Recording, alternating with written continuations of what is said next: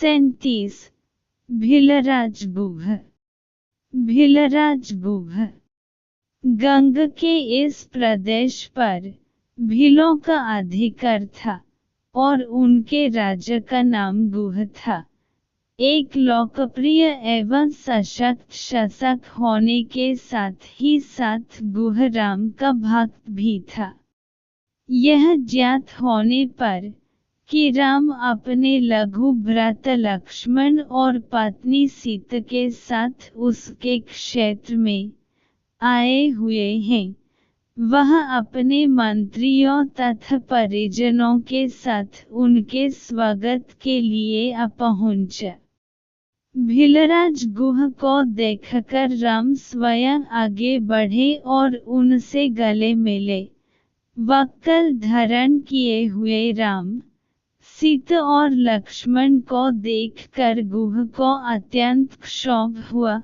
उसने विनयपूर्ण तथा आर्त स्वर में कहा, हे रामचंद्र, इस प्रदेश को आप अपना ही प्रदेश समझें। आप यहन का अधिपति बनकर यहन का शासन संभाल लें। आपके समान समदर्शी एवं न्यायवेत्ता शासक पाकर यह प्रदेश धन्य हो जाएगा। मैं आपको विश्वास दिलाता हूँ कि यह संपूर्ण भूमि आपकी ही है और हम सब आपके अनन्य सेवक हैं।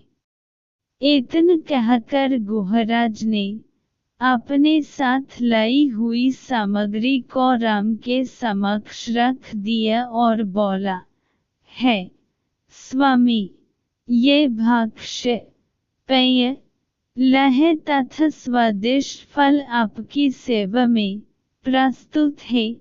आप कृपा करके इन्हें स्वीकार करें। आप लोगों के विश्राम के लिए व्यवस्था कर दी गई है। अश्वों के लिए दानाचारा भी तैयार है। गुह की प्रेममय वचनों को सुनकर राम बोले, हे निषदराज, आप इस प्रदेश के राजा हैं, फिर भी आप मेरे स्वागत के लिए पैदल चलकर आए हैं। मैं आपकी जितनी प्रशंसा करूं कम है। आपने दर्शन देकर हम लोगों को कृतार्थ कर दिया है।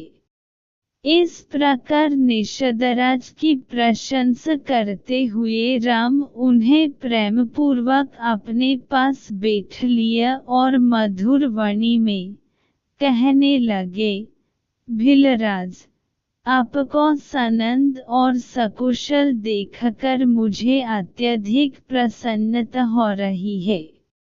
आपके द्वारा लाए गए इन उत्तमोत्तम पदार्थ के लिए मैं आपका अत्यंत आभारी हूँ, किंतु बंधु, मुझे खेद है कि मैं इन्हें स्वीकार नहीं कर सकता। ये सारे पदार्थ राजा महाराजाओं के खाने योग्य हैं, किंतु अब हम तपस्वी हो गए हैं और हमारा भोजन तो केवल कंदमूल फल है, अतः हम इसे ग्रहण नहीं कर सकते। हाँ, अश्वों के लिए आप जो दानाचारा लाए हैं, उन्हें स्वीकार करके मुझे बहुत प्रसन्नता होगी, क्योंकि ये मेरे पिताजी के प्रिय अश्व हैं, जिनकी सदैव विशेष देखभाल की जाती है। गुह ने भीलों को अश्वों के विशेष प्रबंध करने के लिए आदेश दे दिया। संध्या होने पर राम, सीता और लक्ष्मण ने गंगा में स्नान किया तथा ईश्वरोपासना के पश्चात उन्होंने कंदमूल फल का आहार किया। गुहराज उन्हें उस कुटी तक ले गए जहां पर उन्होंने उनके विश्राम के लिए अपने हाथों से प्रेमपूर्वक तृण शय्याएं बनाई थीं। कुटी में पहुंचकर गुह ने कहा, हे दशरथ नंदन, आप इन शैयों पर विश्राम कीजिए।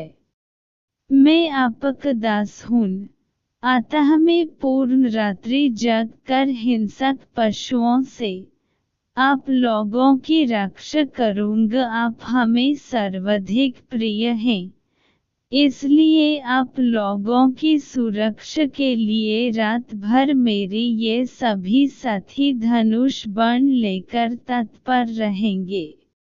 उनकी बातें सुनकर लक्ष्मण ने कहा, हे गुहराज, मुझे आपकी शक्ति, निष्ठा और भैया राम के प्रति आपके अनन्य प्रेम पर पूर्ण विश्वास है।